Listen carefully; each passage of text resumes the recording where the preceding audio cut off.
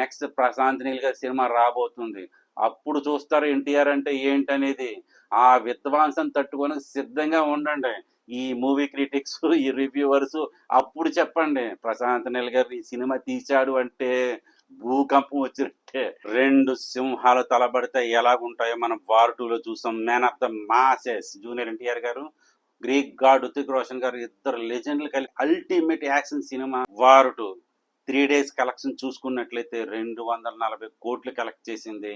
ఇంకా ఫోర్త్ రోజున 50 కోట్లు కలెక్ట్ చేసి టోటల్ ఓవరాల్ వరల్డ్ వైడ్ 270 కోట్లు కలెక్ట్ చేసి పర్వాలేదు అనిపించుకుంది. ఏ హీరోకి లేదు నెగిటివిటీ, అందరి హీరోలకి నెగిటివిటీ ఉంటుంది. కానీ ఆ నెగిటివిటీని దాటుకొని నిరూపించుకోవాలి అంటే స్టోరీలో దమ్ము ఉండాలి. జూనియర్ ఎన్టీఆర్ టాలెంట్ చూసిన తర్వాత ఎవరైనా దాసోహం అవ్వాల్సిందే.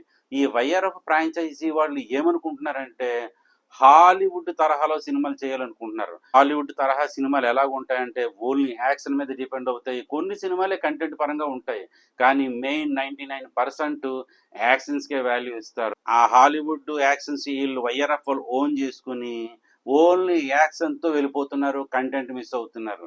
నిజంగా ఎంత నెగిటివిటీ ఉన్నా కంటెంట్ కరెక్ట్గా ఉండుంటే వార్ 2 1000 కోట్ల అవలేలకు వెళ్ళిపోయేది, ఎవరి విమర్శలకు లోనయ్యేది కాదు. స్టాప్ లో ఎన్టీఆర్ గారు విధ్వంసం నడిచింది. నిజంగా జూనియర్ ఎన్టీఆర్ గారు ఎలా నటించారంటే అసలు ఆ సినిమాలో హృతిక్ రోషన్ గారు ఉన్నారా లేరా అనిపించేటట్టు ఆయన విధ్వంసం కొనసాగింది. కానీ ఎంత నటించినా కంటెంట్ ఉండాలి.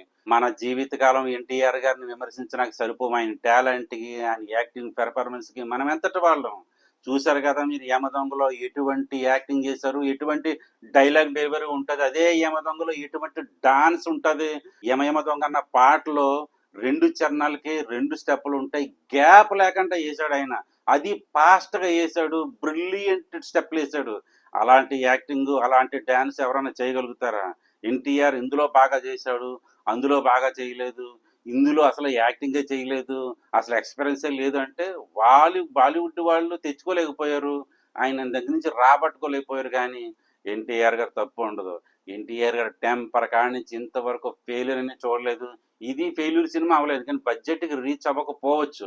కానీ ఎన్టీఆర్ గారికి ఎంత ఎఫర్ట్ పెట్టాలో అంత ఎఫర్ట్ పెట్టేశారు వార్ 2కి. ఆయన డౌన్ చేయడానికి ప్రయత్నాలు విఫలమని చెప్పాలి.